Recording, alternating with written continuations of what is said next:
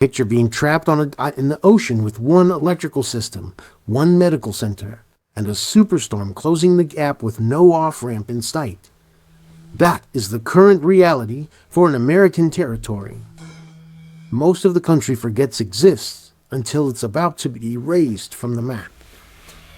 Typhoon Sinlaku is to face the immediate danger, Category 4, roaring toward Guam. But that singular headline masks a far more sinister reality. While that island braces for a direct strike, the mainland is fragmenting under a simultaneous assault of tornado swarms, blinding snow, urban drowning, and even solar unrest. This is the third time in under 2 weeks that the sky has decided to fight on every front at once.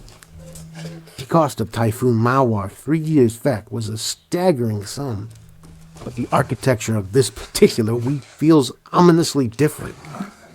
We are witnessing a collision of systems that may permanently alter our definition of crisis management.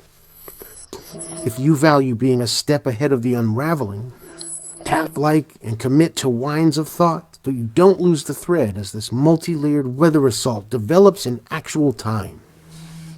Drop your location in the feed, tell me the hour, and share if we've ever stared down a cyclone and felt the weight of a sky that refuses to pick just one disaster.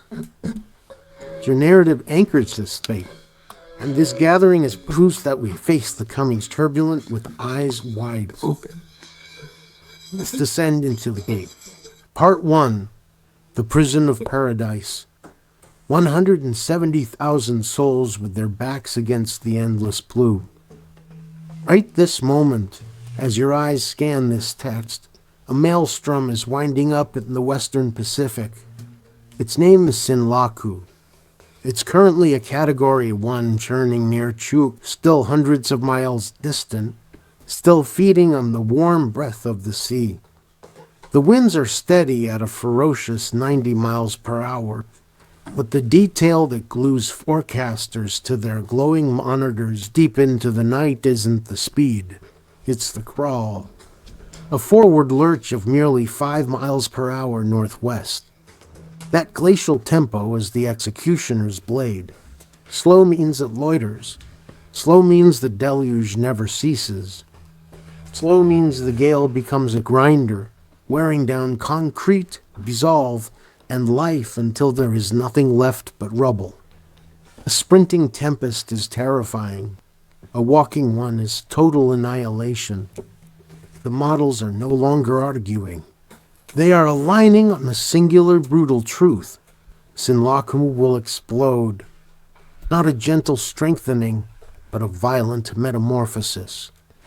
Over the next 3 to 4 days, the system is projected to balloon into a major typhoon, equivalent to a high-end Category 3 or a devastating Category 4. Some of the more aggressive simulations whisper of Category 5 potential. That is not a fringe theory. That is the baseline expectation. The only unknown is the final ceiling of its rage. And the target coordinates are locked. Guam, the Northern Marianas, American land. 212 square miles of volcanic and coral terrain sitting in a part of the ocean that is absorbing heat faster than almost anywhere else on the globe.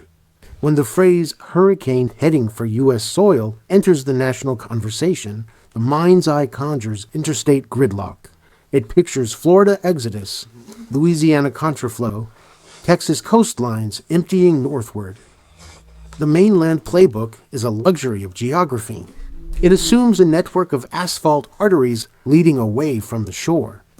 That is a strategy written for a continent. Guam is not on that continent. Guam's strategy is a single word: hunker. 170,000 residents, plus thousands of military personnel and their loved ones, will be right here when the Atawal arrives. They lack the option of retreat. The window for any kind of departure is slamming shut. There is one international airport. One. There is one primary hospital, Guam Memorial, serving the entire population. unelectrical circulatory system. If the lines snap, there is no neighboring utility to borrow a cup of voltage from. There is no a decent state grid. There is only the inventory you have on hand when the lights go out. The topography offers no refuge. The island stretches roughly 30 miles north to south, but its waist is a mere sliver, 8 or 9 miles across. Nowhere on Guam is more than a short drive from the ocean's fury. The cyclone isn't aiming for a specific zip code. It is aiming for the entire landmass. The northern reef guards the harbor where naval assets shelter. Concrete bunkers dating back decades dot the civilian centers like Didado and Amuning. These are rated for winds of 120 miles per hour. If Sinlaku arrives as a strong Category 4, pushing 140 or 150 miles per hour, that engineering margin vanishes. And if the storm stalls, if it sits on the island for half a day instead of racing across in 6 hours, the shelters become tombs. The strategic footprint here elevates this from a local emergency to a national security crisis. Andersen Air Force Base is not a sleepy outpost. It is the hub for long-range strike capability in the Indo-Pacific. This is where bombers rotate through, where the tankers that keep the fleet aloft reside.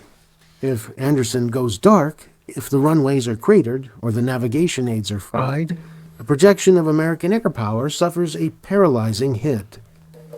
Naval Base Guam supports fast-attack submarines. This is the only reload and repair haven for these stealth hunters in the entire Western Pacific. This is not easily replaced infrastructure. If the floating dry dock founders, if the fuel depots are breached, the undersea deterrent is operationally constrained for months. When a Category 4 threat appears on the horizon, the billion-dollar hardware scrambles. Bombers scatter to safer perches. Submarines slide into the deep to ride out the turbulence below the waves. But the families of the sailors and airmen cannot vanish into the deep. 20,000 military dependents and support staff are residents here. They hold leases. They teach in local schools. They are part of the fabric. They will be here when the wind starts to peel roofs off buildings. They will be here when the cellular network goes mute and the world goes black. The local government raised the emergency flag days ago. The countdown has begun. Typhoon Readiness Condition 3 is active. That signals destructive winds are plausible within 2 days. The airport is throttling operations. Surgeries are being postponed to clear beds. The last cargo birds are screaming in on final approach before the crosswinds make landing a death wish. The Weather Service is projecting a rainfall dump of up to 2 feet, 24 inches of water. On an island this small, that isn't just flooding. That is topographical redesign. That is the aquifer turning brackish. That is the storm surge erasing the line between land and lagoon. You see these metrics on a screen that risk becoming abstract. A Category 4 is just a scary icon. But imagine you are in Didado, listening to the roof flags. Imagine you are a nurse at the single hospital, knowing the backup power is ancient and the roof leaks. And knowing you can't leave, because there are patients in beds who cannot be moved. Imagine you are a survivor of 2020's Typhoon Mawar, who watched the world go dark for weeks, who saw neighbors living under blue tarps for years, and you realize you are about to do it all over again. Except this time the national attention is fragmented. This time the cavalry might be too busy fighting fires and rescuing tornado victims to remember you're out here. Sinlaku is the first named threat of the season to take direct aim at U.S. soil. It's aimed at 170,000 people with nowhere to flee. They will shelter, they will pray the concrete poles, and they will do so as the world's largest emergency response apparatus is being pulled in 7 different directions simultaneously. The true horror is not the wind speed alone. It is the attention deficit. The mainland is about to catch fire, flood, and spin, and Guam is about to face the darkness alone. Part 2, The Scars of Mawar. 3 years is not a long time to heal. It is barely enough time to replace the shattered windows. In May of 2023, Typhoon Mawar carved a path of devastation across Guam as a Category 4 with sustained fury of 150 miles per hour. The warning window was insultingly short. Final bill, pegged by officials at a mind-numbing sum, is likely a vast understatement of the true economic wound. On an island where insurance is a luxury and property values don't capture generational memory, the ledger of loss is written in displacement and despair. Over 4,600 buildings were leveled or rendered uninhabitable. That includes homes, shops, power substations, and schools. The entire grid collapsed. Not a brownout. A total, absolute, island-wide blackout lasting weeks. 8 out of 10 residents lost running water. In the aftermath, survival became a full-time job. Mawar was the most violent encounter with nature since Pongsona 2 decades prior. The infrastructure was designed for that rhythm. A big hit every 10 or 15 years, followed by a decade of recovery. But the ocean isn't reading the manual anymore. Mawar shattered the recurrence interval. And now, mere 3 years later, Sinlaku is tracing the same coordinates. What are the statistical odds of 2 Category 4 cyclones striking the identical 212 square mile target inside of 36 months? The odds are irrelevant because the reality is here. The power grid was rebuilt, assuming it had time to rest. The housing stock was patched, assuming the next big one was a distant worry. If Sinlaku repeats Mawar's track, it will be striking a patient still in the ICU. The blue tarps that remain from the last war will be the first to go. The newly strung wires will snap again. The hospital will be right back in battlefield triage mode. This isn't a clean slate, compounding trauma. The science driving Sinlaku's anticipated growth spurt is what separates this from a routine forecast. Rapid intensification is a technical term for a nightmare scenario. It is defined by a jump in wind speed of at least 35 miles per hour in a single day. But as we've seen recently, the atmosphere is capable of far more violent accelerations. Sinlaku is forecast to transition from a messy Category 1 to a sleek, efficient Category 4 killer in under 4 days. That is a pressure cooker on overdrive. The conditions in the Philippine Sea are essentially a buffet for a hungry cyclone. The water is bathwater warm, well above the threshold needed to sustain a superstorm. There's almost no wind shear to decapitate the thunderstorm towers as they try to build. The ocean heat content runs deep, meaning the storm's churning will mix up cooler water from below to weaken itself. It's like an engine with unlimited fuel, a clear exhaust, and the pedal pressed to the floor. We've seen this movie recently, and the ending was apocalyptic. Hurricane Otis in 2023 redefined the word fast. It went from a nuisance to a Category 5 monstrosity in the time it takes to sleep. That kind of leap leaves no time for evacuation. It leaves no margin for error. The official readiness levels are designed for a linear threat. But nature is non-linear. The gap between "we have 48 hours to prepare" and "we are locked in this building for the duration" can shrink from 2 days to 6 hours in a single forecast update. And on an island where the only way out is a plane that stops flying when the wind hits 40 knots, that compression is a death sentence for any hope of escape.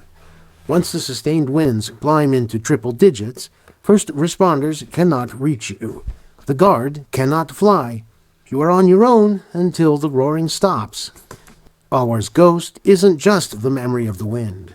It is the weight of unfinished recovery being asked to absorb a second, potentially stronger blow. It is the question echoing at every concrete home.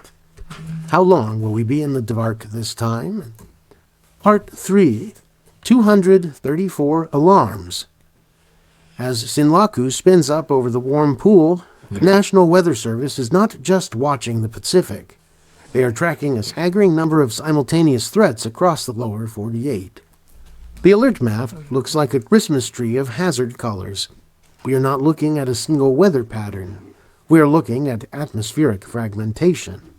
Six separate, high-impact disasters are unfolding at the same moment, driven by distinct mechanics, yet converging on the same 72-hour window. The catastrophe is the pileup. The Great Plains are under the gun for a severe thunderstorm siege with the potential for long-track tornadoes.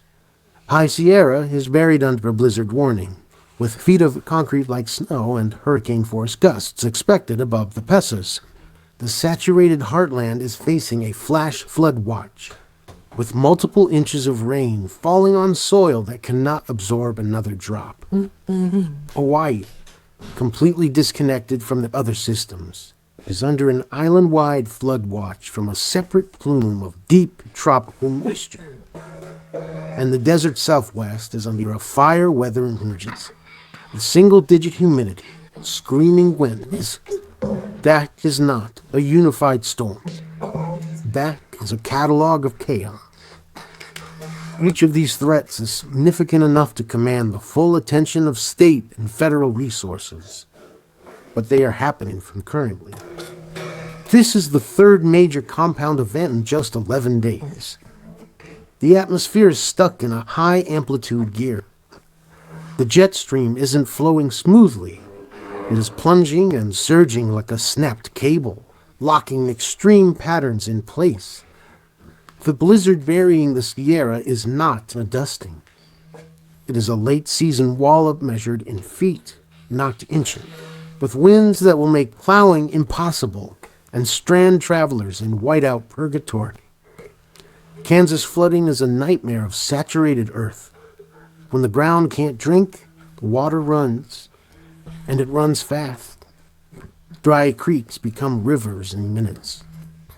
Hawaii's drenching is a separate beast entirely. A tropical moisture hose aimed directly at the volcanic slopes where water sheets off like glass, causing rapid, life-threatening inundation. And the southwest fire threat is the flip side of the coin. Air so dry it sucks the life out of vegetation, turning brush and timber into a standing explosive in a single spark.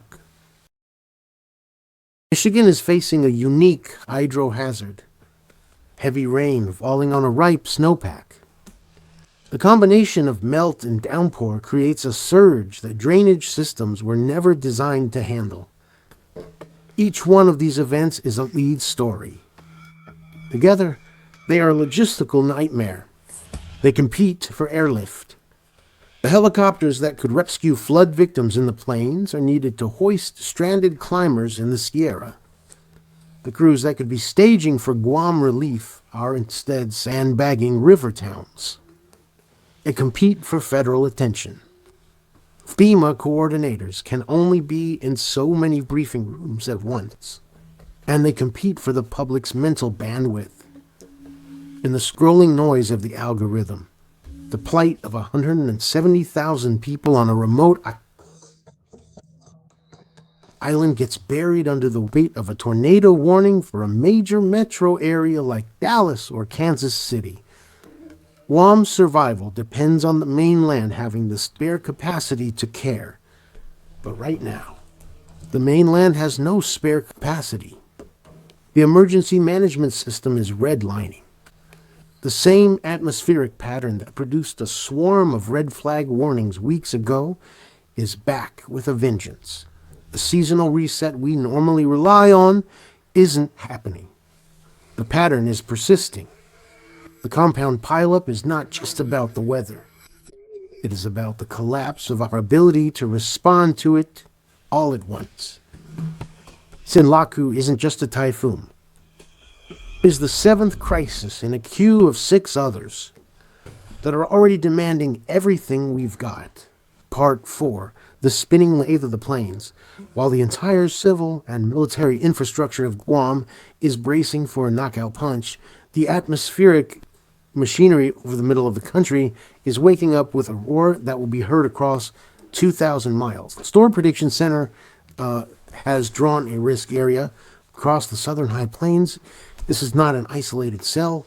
This is the ignition sequence for a multi-day severe weather marathon that will run in parallel with Sinlaku's assault on the Marianas. It will absorb the focus of every emergency manager, every spotter, and every local official whose phone is already buzzing with alerts. The setup is deceptively simple on paper, but terrifying in execution. Storms will fire in the late afternoon heat over West Texas and eastern New Mexico, fueled by a humid tongue of Gulf air and the relentless bake of the spring sun. The wind profile is loaded. Meteorologists call it deep layer shear.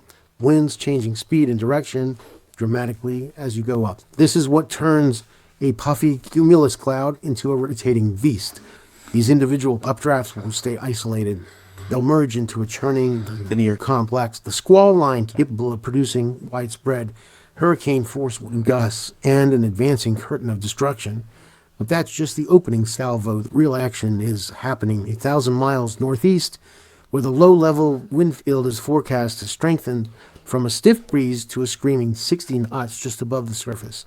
This is the low-level jet. It is the fuel injector for tornadoes. When a thunderstorm updraft adjusts this horizontal spin and tilts it vertical, you get a mesocyclone, and mesocyclones bring tornadoes. The convergent zone along a warm front draped across the Missouri Valley is the sweet spot. It's where the spin is maximized and the air is thick with moisture. That's where the violent rotation happens.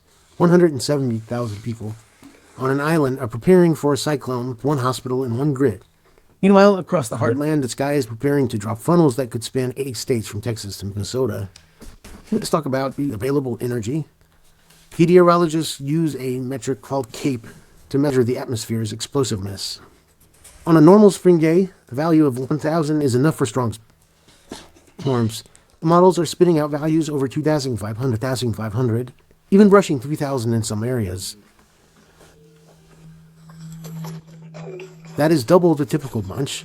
That's the atmosphere primed with the energy equivalent, multiple atomic bombs, just waiting for a trigger. The updrafts in this environment won't rise at a gentle pace. It will accelerate upward at highway speeds, kicking in more hot air and spinning faster with every passing second. Sunday, the risk expands northward. A moisture measured by dew point would be outrageous for this time of year. We're seeing July-level humidity arriving weeks ahead of schedule, combined with steep lapse rates, the rapid cooling of air with height. This creates a thermodynamic profile that favors violent, long-track tornadoes. Dry line, that razor-sharp boundary between desert air and ocean air, will serve as the firing line. Storms that form here are the ones that drop grapefruit-sized hail and spin with the mechanical precision of an engine. The probability contours are no longer hinting at isolated activity. They are painting a corridor of significant concern from Oklahoma up toward the Missouri River. The pattern locks in through Monday and Tuesday. The steering winds won't change. Storms will repeat over the same areas. And the models are hinting at a double-barrel low-pressure system.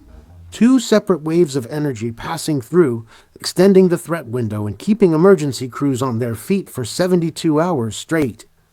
We're talking about the potential for EF2 or stronger tornadoes, the kind that erase frame houses from their foundations and turn vehicles into missiles. 170,000 people on Guam are staring down the ocean's rage. Meanwhile, 100 million people in the central U.S. are staring down the sky's rage. The same meteorologists who are running the models for Sinlaku's track are also running the guidance for supercell initiation over Oklahoma City. The mental load is maxed out. The fire danger on the western edge of this system adds another layer of impossible. The same pattern creating the spin for tornadoes is dragging bone-dry air across the high plains at 40 miles per hour, dropping humidity into the single digits. Fire and fury, blizzard and flood. It is a single unified atmospheric seizure. The response apparatus is being asked to treat a stroke, a heart attack, and a broken leg all at the same time. In the coming days, as Sinlaku intensifies, and the mainland convection erupts, and the blizzard develops, and the flooding spreads, and the fires burn on, winds of thought will be tracking every detail. Because what we are watching is not just weather, it is a trial run. We are seeing what happens when multiple extreme events synchronize. We are watching the emergency management system stretch and strain under the load of simultaneous crises. We are watching the atmosphere do what climate models say it will do more often. Not produce single unprecedented events, but produce many moderate to severe events at once in close succession until the safety margins we've relied on simply dissolve. We are watching the system that kept us safe for decades begin to reach its limits. The atmosphere did not warn us. It did not ask permission. It did not coordinate with national disaster response timelines or FEMA capacity or media attention cycles. It simply did what the temperature structure and the jet stream configuration and the warm ocean enabled it to do. And now we are living in the consequence. Right now, Sinlaku is intensifying. Right now, the mainland disasters are developing. Right now, the system is doing all 6 things simultaneously. That is where we are. That is what comes next. And that is why you should stay here with Winds of Thought as this story unfolds. Because the worst part is not the typhoon. The worst part is the silence of a system that is not broken but stretched to its limits. The worst part is understanding what compound disaster actually looks like, and knowing that this is probably the new normal. We're not in the age of superstorms anymore. We're in the age of everything simultaneously all the time. And the only way through that is by paying attention together to every detail and every shift until the atmospheric state returns to something we recognize again. If it ever does. Stay with us. The next 72 hours will tell us whether the forecasts hold, whether Sinlaku outpaces prediction, whether the mainland disaster threat holds, whether the space weather overlay affects communications, whether the national response can pivot fast enough to matter. Watch for the updates. Watch for the shifts. Watch for the moment when the questions we've asked become not theoretical, but terrifyingly real. Because that moment is coming. It is already in motion. The atmosphere is doing 6 ordinary things at the same time. 170,000 people cannot evacuate. And we're watching to see what happens when those 2 facts collide. Thank you for watching Winds of Thought. See you in the next one.